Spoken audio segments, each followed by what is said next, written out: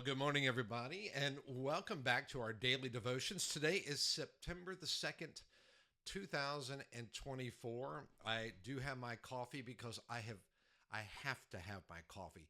You know, we've jokingly said around here that perhaps I need to have my coffee intravenously. Maybe I do. Maybe you do as well. But anyway, I invite you to grab a cup of coffee. I invite you to grab your Bible, and let's take a few moments and go to Galatians chapter 1 and pick up where we left off yesterday. Okay, so we're in Galatians chapter 1. If you would turn there, and we're going to start at verse 6. Let me get a sip of coffee here real quick. All right, Paul writes this: I am astonished that you are so quickly discerning him who called you into the grace of Christ and are turning to a different gospel. Not that there is another one, but there are some who trouble you and want to distort the gospel of Christ. But even if we or an angel from heaven should preach to you a gospel contrary to the one we preach to you, let him be accursed. As we have said before, so now I say again, if anyone is preaching to you a gospel contrary to the one you received, let him be accursed. For I am now seeking the approval of man or of God. Or am I trying to please man?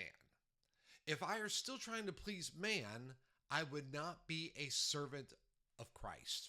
All right, let's kind of dig into this a second. Paul here is expressing really his concern. He's expressing an amazement, an astonishment that the Galatians are so quickly deserting the true gospel in order to embrace a distorted version. All right?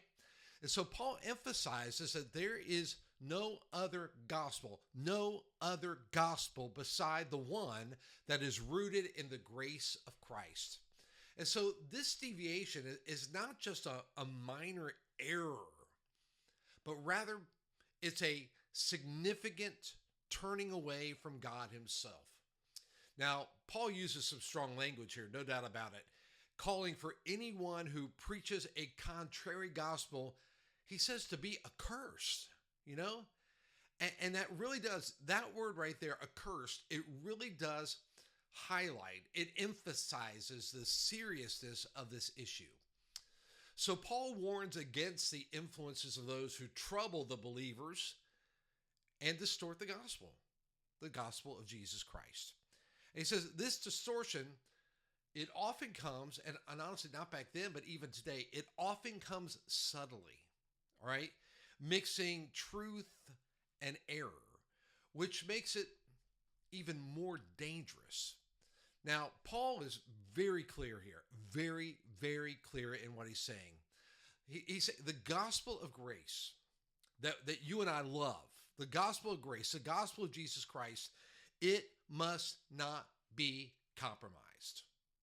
This serves to you and I as a timeless warning for us to remain vigilant, that we remain and ask God to help us to be discerning about not only the teachings that we hear, but the teachings that we accept. Now, Paul's rhetorical question here at the end of the passage underscores his commitment to God's approval rather than human approval.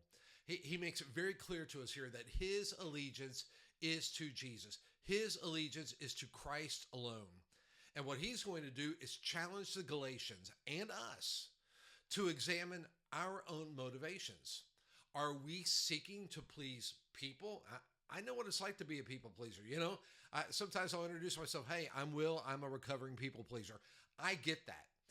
And so he says, are we seeking to please people, or are we dedicated to serving Christ and to serving him faithfully? The distinction is absolutely crucial if we're going to maintain a purity, a commitment to the gospel. So today, as we consider our lives, let me ask you to consider the influences in your life. Consider the influences in your life that might distort the gospel. I don't know what it might be. It might be a relationship, a friendship. It might be habits that you have, hobbies that you're very committed to. It might be television that you watch or movies that you watch. The things that you allow to put into your mind, the things that you allow to influence you. Think about those influences and how they might distort the gospel. And reflect on Paul's commitment to God's approval and examine your own heart. Listen, as you go through your day, it's my hope and prayer that you will stand firm in the true gospel of Christ, knowing that his grace is absolutely sufficient and that your allegiance should be to Christ and to Christ alone. Thank you so much for joining me today. I'll look forward to seeing you right back here tomorrow. God bless you.